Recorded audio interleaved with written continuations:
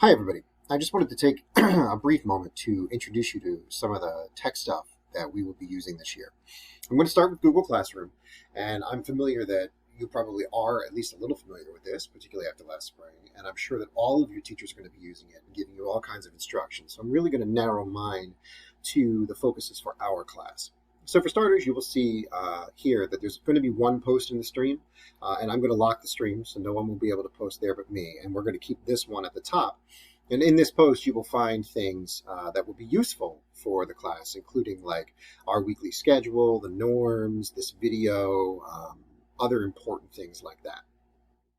I will keep all of the work that you will have to do up here in the classwork. And so when you need to see what works do, you will have it up here. I will make use of Google Calendar, and I will keep your grades on here. So I will import them into Plus Portal so that you can check them there. But if you keep track of them in here, you will have a good sense of how you're doing and what your progress is. I do want to talk about one real quick thing, which I think will make your life a little bit easier and more manageable. Over here in classes, you'll see all the different classes that your teachers have. And you can go down here to settings.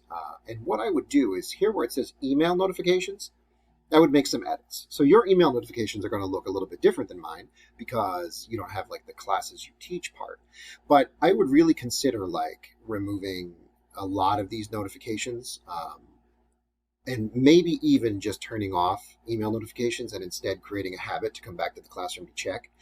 Because if you leave all of these on, every time I post classwork, every time I post something to the stream, every time anyone posts something, you're going to get an email.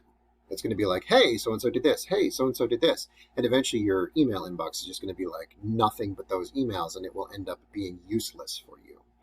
And so I might just do this, turn off the notifications entirely, and then have to come to the classroom to check things. But if you would like to receive some notifications, I would, if I were you, carefully go through and pick exactly what notifications you would like. And if you have questions about that, you can feel free to ask me. So I wanted to talk about a few other things. For one thing, we're going to use a Bitmoji Classroom as a sort of landing page here. So this will always be linked in the top of the Google Classroom stream. And you will have some interesting information here. So like we will have my emails in here. I will have a class link for Zoom. I'll try to use the same link so that every time we need to meet, we can just go to that place. There is a link here to our online textbook. There is a link here to the website Edpuzzle, which we will be using. Once the school has set up their Premier Remind account, I will have the class code here, so I can send you reminders for stuff like that. Our second slide here has some norms, and you'll always have those up here to view. And then after that, what it will be is it will be each week and some of the things that we're going to do and some of the work that's due. It won't be the most detailed list, but if you'll always be able to come here and get a sense of what's going on for the current week. All right. I wanted to speak real quick about we'll start with the textbook. So we are going to go to our textbook is Pearson. Apparently a company bought them called Savas. You will go to this website and you will use your school email account to sign in.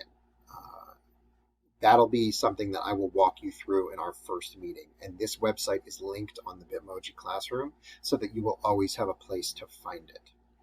We are also going to make liberal use of the website Edpuzzle. Again, once you're in Google Classroom, you will come here. You will make sure you are signed into Google up here with your school email account. And then you will go to log in. You'll say, I'm a student, and then you will sign in with Google. You don't actually need to worry about this stuff up here.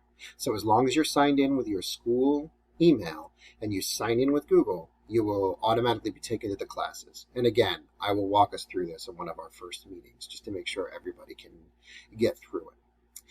Now, what I would like to do now is talk a little bit about the way that we're going to do things in class. So each unit, and there are 10 units of the year, you will get a sheet like this. It is going to be your own personal work log.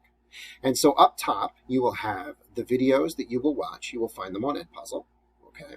You will have the textbook chapters where my expectation is for you to read them, and the online quizzes for these will be assignments that will be in Google Classroom.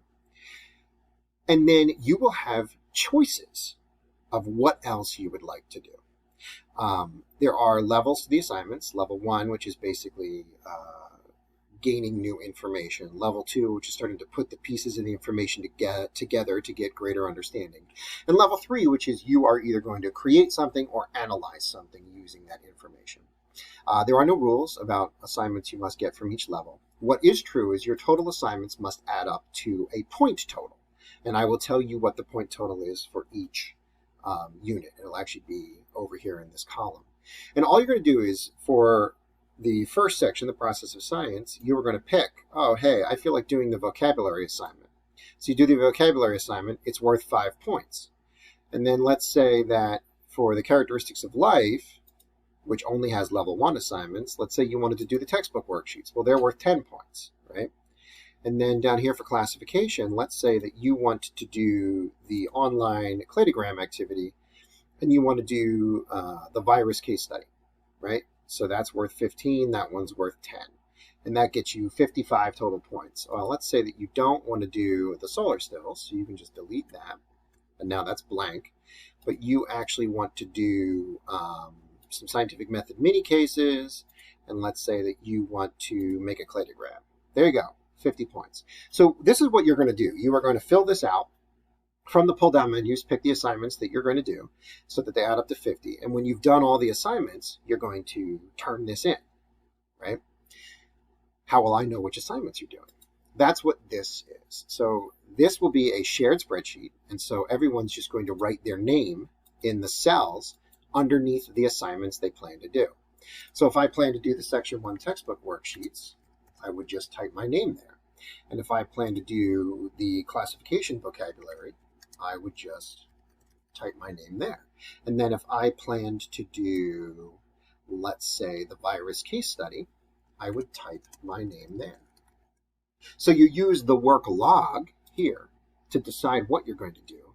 And you're going to use this spreadsheet to communicate to me what you plan to do. And then what I will do is everyone that did classification vocabulary, I will go into Google and send them that assignment. Everybody that did the virus case study, I will go into Google and send them that assignment. And then when you complete each assignment, you'll turn it in. And I will, again, explain this a little bit more in person the first time we meet, but I wanted to have this video here to sort of introduce you into how we're going to basically run the classroom. And I think that for now, that's probably all we need to go into as an introduction. I look forward to starting class with everybody. Bye.